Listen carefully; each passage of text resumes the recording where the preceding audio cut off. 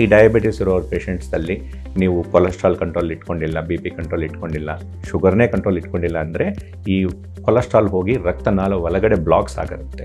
Good question. ಈ heart attacks ಇಲ್ಲಾಂದರೆ heart weakness ಅಂದರೆ ಹಾರ್ಟ್ ಫೇಲ್ಯೂರ್ ಎರಡೂ ಬರೋದಕ್ಕೆ ಭಾಳ ಕಾರಣ ಇದೆ. ಭಾಳ ರಿಸ್ಕ್ ಫ್ಯಾಕ್ಟರ್ಸ್ ಅಂತ ಹೇಳ್ತೀವಿ. ಫ್ಯಾಮಿಲಿ ಯಾರೇನ ಅಮ್ಮ ಅಪ್ಪ ಇಲ್ಲಾಂದರೆ ಅಜ್ಜಾಗಿ ಯಾರೇನೇ ಇದ್ದರೆ ಹಾರ್ಟ್ ಅಟ್ಯಾಕ್ ನಿಮಗೆ ಬರೋ ಚಾನ್ಸಸ್ ಜಾಸ್ತಿ ಇರುತ್ತೆ. ಮುಖ್ಯವಾಗಿ ಜೆನೆಟಿಕ್ಸು ಮತ್ತು ನಿಮ್ಮ ಲೈಫ್ ಸ್ಟೈಲಲ್ಲಿ, ಅಂದರೆ ಈ ಡಯಾಬಿಟೀಸ್ ಇದ್ದರೆ, ಬಿ ಪಿ ಏನಾದರೂ ಬಂದರೆ, ಟ್ರೀಟ್ಮೆಂಟ್ ತೊಗೊಳ್ತಾ ಇಲ್ಲ ಅಂದರೆ ಅವಾಗ ರಿಸ್ಕ್ ಜಾಸ್ತಿ ಆಗುತ್ತೆ.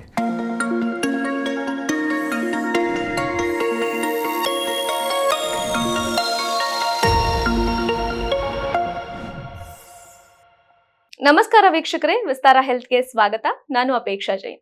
ಇವತ್ತಿನ ಕಾರ್ಯಕ್ರಮದಲ್ಲಿ ಡಯಾಬಿಟಿಸ್ ನಿಂದ ಉಂಟಾಗುವಂತಹ ಸಾಕಷ್ಟು ಆರೋಗ್ಯ ಸಮಸ್ಯೆಗಳ ಬಗ್ಗೆ ಡಿಸ್ಕಸ್ ಮಾಡೋದಕ್ಕೆ ನಮ್ಮ ಕಾರ್ಯಕ್ರಮದಲ್ಲಿದ್ದಾರೆ ಡಾಕ್ಟರ್ ವಿನೋದ್ ಬಾಬು ವೀರಪಳ್ಳಿ ಅವರು. ಬನ್ನಿ ಅವರನ್ನ ಕಾರ್ಯಕ್ರಮಕ್ಕೆ ಸ್ವಾಗತ ಮಾಡೋಣ. ಸರ್ ನಮಸ್ಕಾರ. ಎಲ್ಲರಿಗೂ ನಮಸ್ಕಾರ. ಸರ್, ಇವತ್ತಿನ ಸಂಚಿಕೆಯಲ್ಲಿ ಡಯಾಬಿಟಿಸ್ ಮತ್ತೆ ಹಾರ್ಟ್ ಹೆಲ್ತ್ ಬಗ್ಗೆ ಡಿಸ್ಕಸ್ ಮಾಡೋಣ. ಸೊ ಹೃದಯದ ಕಾಯಿಲೆ ಅಥವಾ ಹಾರ್ಟ್ ಅಟ್ಯಾಕ್ ಆಗೋದಕ್ಕೆ ಸಾಕಷ್ಟು ಕಾರಣಗಳಿವೆ. ಆದ್ರೆ ಡಯಾಬಿಟಿಸ್ ನಿಂದ ಯಾವ ರೀತಿಯಾಗಿ ಹೃದಯ ಸಂಬಂಧಿ ಕಾಯಿಲೆಗಳು ಕಾಣಿಸ್ಕೊಳ್ಳುತ್ತೆ ಅಂತ? So good question. ಈ ಹಾರ್ಟ್ ಅಟ್ಯಾಕ್ಸು ಇಲ್ಲಾಂದರೆ ಹಾರ್ಟ್ ವೀಕ್ನೆಸ್ ಅಂದರೆ ಹಾರ್ಟ್ ಫೇಲ್ಯೂರ್ ಎರಡೂ ಬರೋದಕ್ಕೆ ಭಾಳ ಕಾರಣ ಇದೆ. ಭಾಳ ರಿಸ್ಕ್ ಫ್ಯಾಕ್ಟರ್ಸ್ ಅಂತ ಹೇಳ್ತೀವಿ.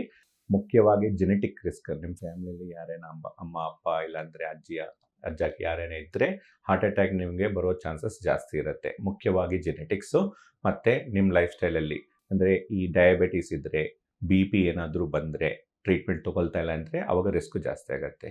ಅದೇ ರೀತಿ cholesterol, sedentary life style, exercise ಕೆಲಸ ಏನು ಮಾಡ್ತಾ ಇಲ್ಲ, ಮತ್ತು ಕೂತ್ಕೊಂಡಿರೋದು ಕೆಲಸ ಅಂದರೆ ಆ ರಿಸ್ಕ್ ಜಾಸ್ತಿ ಇರುತ್ತೆ. Smoking, alcohol also increases the risk of heart disease. So ಇದೆಲ್ಲ ಒಂದು ರಿಸ್ಕ್ ಫ್ಯಾಕ್ಟರು. ಒಬ್ಬನಿಗೆ ವೆಯ್ಟೇಜ್ ಜಾಸ್ತಿ ಇರುತ್ತೆ, ಜೆನೆಟಿಕ್ಸ್ ಫ್ಯಾಕ್ಟರ್ಸ್ಗೆ ಜಾಸ್ತಿ ಇರುತ್ತೆ, ಸ್ಮೋಕಿಂಗ್ಗೆ ಜಾಸ್ತಿ ರಿಸ್ಕ್ ಇರುತ್ತೆ.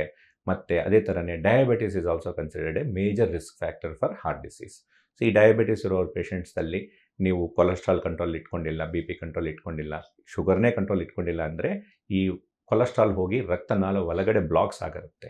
ಈ ಹಾರ್ಟ್ಗೂ ರಕ್ತ ಬೇಕು, ಅದರಿಂದ ರಕ್ತನಾಳಗಳ ಒಳಗಡೆ ಏನೋ ಬ್ಲಾಕ್ಸ್ ಏನೋ ಫಾರ್ಮ್ ಆಗ್ತಾ ಇದೆ ಅಂದರೆ ಆ ಬ್ಲಾಕ್ಸ್ ಜಾಸ್ತಿ ಆಗಿ ಒಂದು ಏಜಲ್ಲಿ, ಟಿಪಿಕಲಿ ಮೆನ್ನಲ್ಲಿ 40-50 ಮಧ್ಯದಲ್ಲಿ ಈ ಹಾರ್ಟ್ ಅಟ್ಯಾಕ್ಸ್ ಬರುತ್ತೆ. ಹಾರ್ಟ್ ಅಟ್ಯಾಕ್ಸ್ ಬರೋದಕ್ಕೆ ಮುಂಚೆನೇ ನೀವು ಹುಷಾರಾಗಿ ಡಯಾಬಿಟಿಸ್ನೇ, ಬಿ ಪಿನೇ, ಕೊಲೆಸ್ಟ್ರಾಲ್ನೇ ಮೂರನೇ ಕಂಟ್ರೋಲ್ ಇಟ್ಕೊಂಡ್ರೆ ಈ ಥರ ಹಾರ್ಟ್ ಅಟ್ಯಾಕ್ ಬರೋದು 20-30 ಇಯರ್ಸ್ ಆದ ನಂತರ ಪೋಸ್ಟ್ಪೋನ್ ಮಾಡ್ಕೋಬೋದು. ಅಂದ್ರೆ ಡಯಾಬಿಟಿಸ್ ಇರೋರು ಕೇವಲ ಶುಗರ್ ಮಾತ್ರ ಅಲ್ಲ, ಜೊತೆಗೆ ಬಿ ಪಿ, ಕೊಲೆಸ್ಟ್ರಾಲ್ ಕೂಡ ಹಿಡಿತದಲ್ಲಿ ಇಟ್ಕೊಳ್ಳೋದು ಅಗತ್ಯ ಅಂತ ನೀವು ಹೇಳ್ತೀರಾ? ಕರೆಕ್ಟಾಗಿ ಹೇಳ್ಬೇಕಂದ್ರೆ ABC.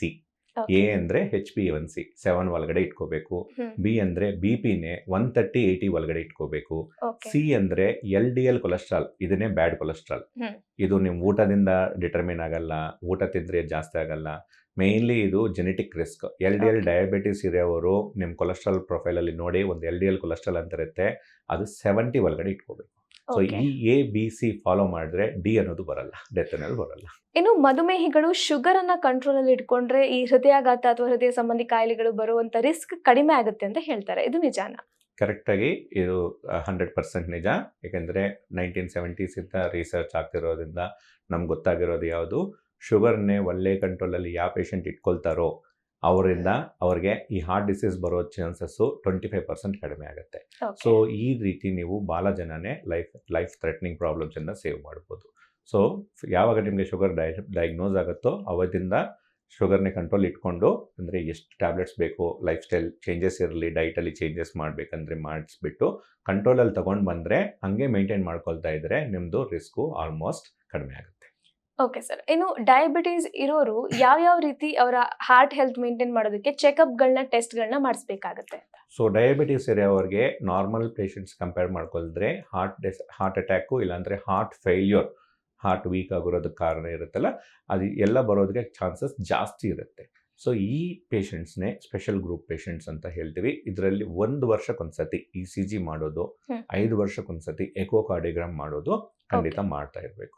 ಓಕೆ ಸರ್, ಇನ್ನು ಇವರು ಯಾವ ರೀತಿ ತಮ್ಮ ಲೈಫ್ ಸ್ಟೈಲ್ ಚೇಂಜಸ್, ಮಾಡಿಫಿಕೇಶನ್ಸ್ ಮಾಡ್ಕೋಬೇಕಾಗತ್ತೆ, ಯಾವ ರೀತಿ ಡಯಟ್ ಅನ್ನ ಫಾಲೋ ಮಾಡಬೇಕಾಗತ್ತೆ ಅಂತ? ಸೊ ಡಯಾಬಿಟಿಸ್ ಇರೋರು ಎಲ್ಲರೂ ಮುಖ್ಯವಾಗಿ ಕಾರ್ಬೋಹೈಡ್ರೇಟ್ಸ್ ಅಂದರೆ ರೈಸು, ಗೋಧಿ, ರಾಗಿ 3 ಒಂದೇ ರೀತಿ, ಆ 3 ಕಡಿಮೆ ಮಾಡಬೇಕು. 3 ಕಡಿಮೆ ಮಾಡಿಬಿಟ್ಟು ಮತ್ತೆ ಏನು ತಿನ್ಬೇಕಂತ ಕೇಳ್ತಾರೆ ಭಾಳ ಜನ. ಸೊ ಸೊಪ್ಪು, ತರಕಾರಿ, ನಾನ್ ವೆಜ್ಜು, ಬೇಳೆ ಓಕೆ. ಮುಖ್ಯವಾಗಿ ತರಕಾರಿ ಜಾಸ್ತಿ ನಾನ್ ತಿನ್ಬೇಕು. ವೆಜ್ ತಿನ್ಬೋದಾ ಸರ್ ಡಯಾಬಿಟಿಸ್ ಇರೋರು? ಖಂಡಿತ ನಾನ್ ವೆಜ್ ಇರೋದು ಪ್ರೋಟೀನ್ ಅಂಶ ಇರುತ್ತೆ. Okay. So 25% of your diet can come from non vegetarian. Okay. So ಅದರಲ್ಲಿ ವೆಜಿಟೇರಿಯನ್ ಇರಬೇಕು, ಬಟ್ ನಾನ್ ವೆಜ್ ಇರೋದು ಪ್ರೋಟೀನು ಸ್ವಲ್ಪ ಕ್ವಾಲಿಟಿ ಚೆನ್ನಾಗಿರುತ್ತೆ. ಸೊ ನಾನ್ ವೆಜ್ ತಿಂದರೆ ಶುಗರ್ ಜಾಸ್ತಿ ಆಗುತ್ತೆ ಅಂತ ಭಾಳ ಜನಗೆ ಮಿಸ್ಕನ್ಸೆಪ್ಷನ್ ಇದೆ. ಸೊ 25%ಗಿಂತ ಜಾಸ್ತಿ ತೊಗೋಬಾರ್ದು. ನಿಮ್ಮ ಪ್ಲೇಟಲ್ಲಿ ನೋಡ್ರೆ 25% ಕಾರ್ಬೋಹೈಡ್ರೇಟ್ಸ್, ರೈಸು, ಗೋಧಿ, ರಾಗಿ, ಅದಕ್ಕಿಂತ ಬೆಟರು ಮಿಲ್ಲೆಟ್ಸ್ ಇದ್ರೆ ಇನ್ನೂ ಒಳ್ಳೆಯದು, ಸಿರಿಧಾನ್ಯಗಳು. 50% ತರಕಾರಿ ಇರಬೇಕು ಎವ್ರಿ ಮೀಲಲ್ಲಿ. ಓಕೆ. ಈ ರೀತಿಯಲ್ಲಿ ಡೈಟ್ ನೀವು ಫುಲ್ ಪ್ಲೇಟ್ ಮೆಥಡ್ ಅಂತ ಹೇಳ್ತೀವಿ. ಈ ಪ್ಲೇಟ್ ಮೆಥಡಲ್ಲಿ ನೀವು ಫಾಲೋ ಮಾಡಿಕೊಂಡು 50% ವೆಜಿಟೇಬಲ್ಸು, 25% ಕಾರ್ಬೋಹೈಡ್ರೇಟ್ಸು, ಅದರಲ್ಲಿ ಮಿಲ್ಲೆಟ್ಸ್ ಬೆಟರು, 25% ಇದರ್ veg or non veg protein ತೊಗೊಂಡ್ರೆ ಓಕೆ. ಈ ಬ್ಯಾಲೆನ್ಸ್ಡ್ ಡೈಟ್ ಅಂತ ಹೇಳ್ತೀವಿ. ಡೈಟಿಂದ ನಿಮಗೆ ಎಷ್ಟು ಉಪಯೋಗ ಆಗುತ್ತೋ ಶುಗರ್ ಅಷ್ಟು ಕಂಟ್ರೋಲ್ ಇರುತ್ತೆ. ಓಕೆ. ಸೊ ಇದರಿಂದ ಹಾರ್ಟ್ ಅಟ್ಯಾಕ್ ರಿಸ್ಕ್ ಕೂಡ ಕಡಿಮೆ ಆಗುತ್ತೆ ಅಂತ ಖಂಡಿತ. ಹೇಳ್ತೀರಾ? ಈ ವೆಜಿಟೇಬಲ್ಸ್ದಲ್ಲಿ ಆಂಟಿ ಆಕ್ಸಿಡೆಂಟ್ಸ್ ಅಂತ ಇರುತ್ತೆ. ಫ್ರೂಟ್ಸ್ದಲ್ಲಿನೂ ಸ್ವಲ್ಪ ಆಂಟಿ ಆಕ್ಸಿಡೆಂಟ್ಸ್ ಇರುತ್ತೆ. ತುಂಬ ಸ್ವೀಟ್ ಇರೋದು ಫ್ರೂಟ್ ತೊಗೋಬಾರ್ದು. ಮುಖ್ಯವಾಗಿ ಮ್ಯಾಂಗೋ, ಬನಾನಾ, ಸೀತಾಫಲ್, ಸಪೋಟ, ಜಾಕ್ ಫ್ರೂಟ್, ಈ ಥರ ಫ್ರೂಟ್ಸ್ನೇ ನೀವು ತಿನ್ನಬೇಕಂದ್ರೆ ಸ್ವಲ್ಪನೇ ತಿನ್ನಬೇಕು. ನೀವು ಶುಗರ್ ಕಂಟ್ರೋಲಲ್ಲಿ ಇರಾಗ್ರೆ ತಿನ್ನಬೇಕು. ಬಟ್ ಎಲ್ಲ ವೆಜಿಟೇಬಲ್ಸು, ಫ್ರೂಟ್ಸ್ದಲ್ಲಿ ಆಂಟಿ ಆಕ್ಸಿಡೆಂಟ್ಸ್ ಇರುತ್ತೆ. ಇದರಿಂದ ನಮಗೆ ಹಾರ್ಟ್ ಅಟ್ಯಾಕ್ ಬರೋದ್ರಿಂದ ಪ್ರೊಟೆಕ್ಷನ್ ಸಿಗುತ್ತೆ. Okay sir. ಡಯಾಬಿಟೀಸ್ ಮತ್ತು ಹಾರ್ಟ್ ಹೆಲ್ತ್ ಕುರಿತಾಗಿ ಸಾಕಷ್ಟು ಮಾಹಿತಿಯನ್ನು ತಿಳಿಸಿಕೊಟ್ರಿ. ಧನ್ಯವಾದ. ಇದಾಗಿತ್ತು ಈ ಹೊತ್ತಿನ ವಿಶೇಷ. ಇನ್ನಷ್ಟು ಆರೋಗ್ಯ ಸಲಹೆಗಳಿಗಾಗಿ ನೋಡ್ತಾ ಇರಿ ವಿಸ್ತಾರ ಹೆಲ್ತ್ ಯೂಟ್ಯೂಬ್ ಚಾನೆಲ್.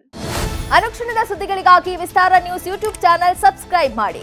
ಹೊಸ ಸುದ್ದಿಗಳ ನೋಟಿಫಿಕೇಶನ್ಗಾಗಿ ಬೆಲ್ ಐಕಾನ್ ಕ್ಲಿಕ್ ಮಾಡಿ. ಲೇಟೆಸ್ಟ್ ಅಪ್ಡೇಟ್ಸ್ಗಾಗಿ www.vistaranews.com ವೆಬ್ಸೈಟ್ಗೆ ವಿಸಿಟ್ ಮಾಡಿ. ಅಂಗೈಯಲ್ಲೇ ಜಗತ್ತಿನ ಸುದ್ದಿ ತಿಳಿಯಲು ವಿಸ್ತಾರ ನ್ಯೂಸ್ ಕನ್ನಡ ಆಪ್ ಡೌನ್ಲೋಡ್ ಮಾಡಿ.